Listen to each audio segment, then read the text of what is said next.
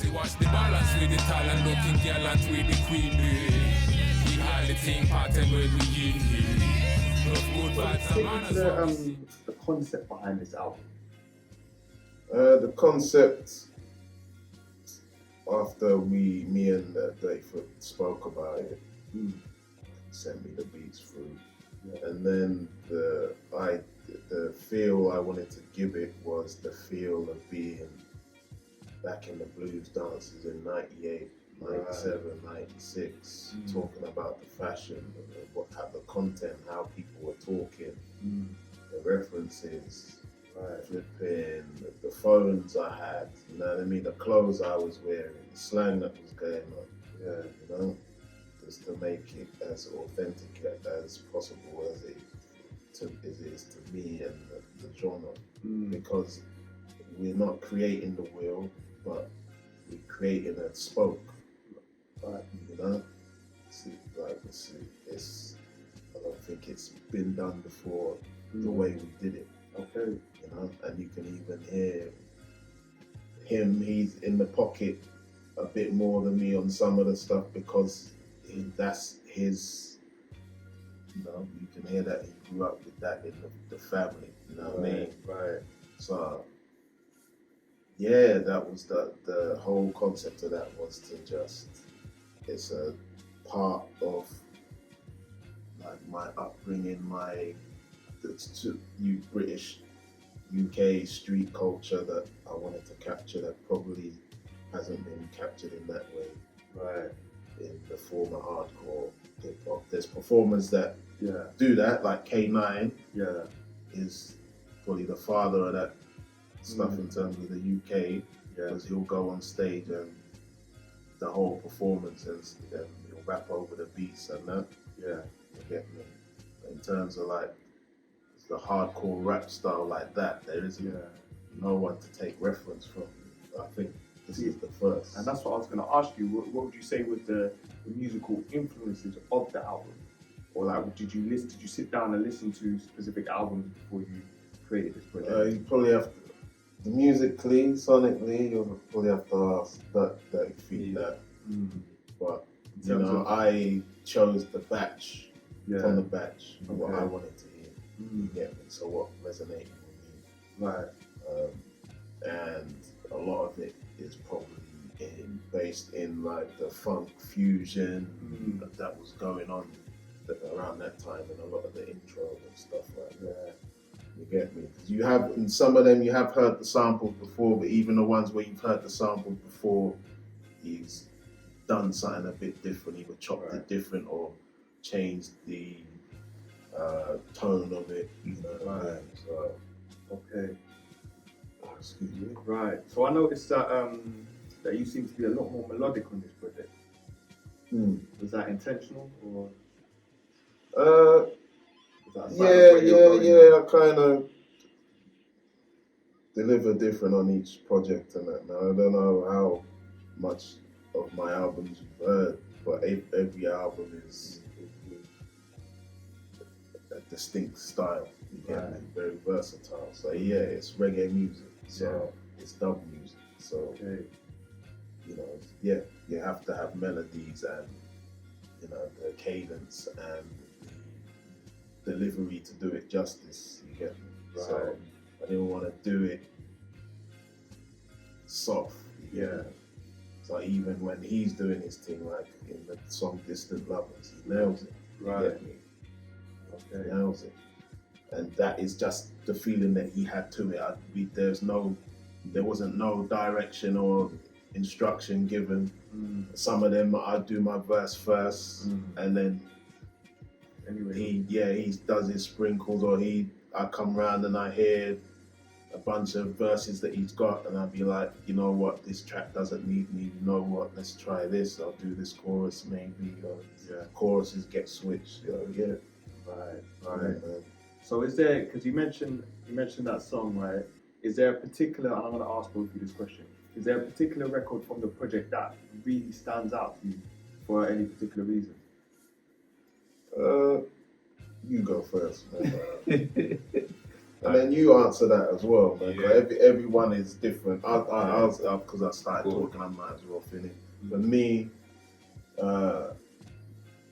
it's tight between balance and distant lovers. Okay. You get me? As singles, you get me? Right. As like, paying homage to dub music and then paying homage to lovers rock. Right. Music. But then as I'm listening to it now, it's out with like I can relax that it's out. There's certain rhythms on there. Like when you turn it up, it just sound hard. Like Loud Dog sound hard.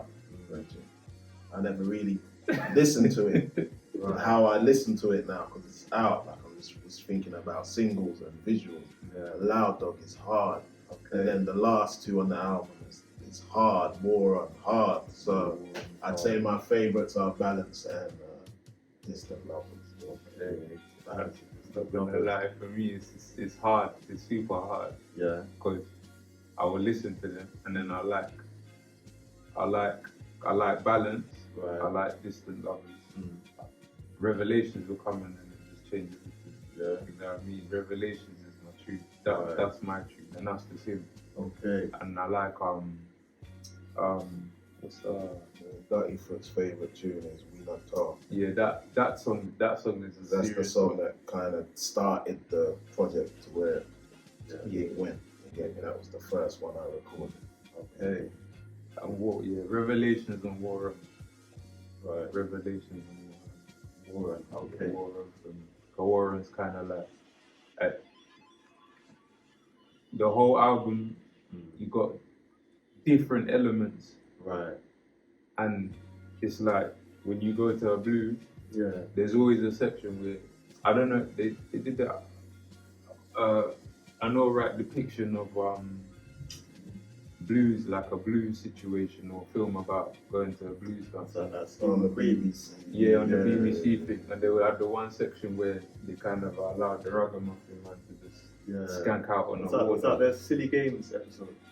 It might have been. Where that song just plays the whole song in the thing. Yeah.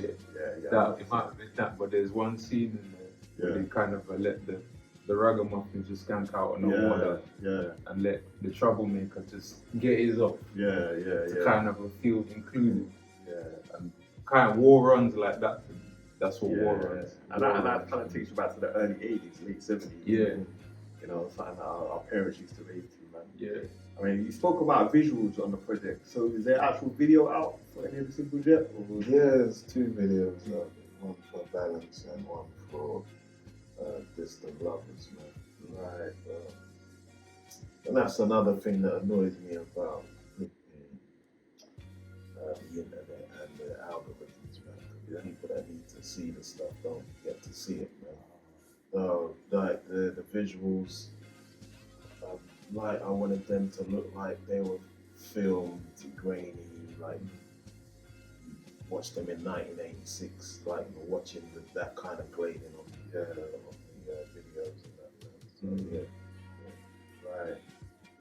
Okay. Paying homage to the old music. Right. So is there did you have a particular director that you went with, or you spoke about having that specific look?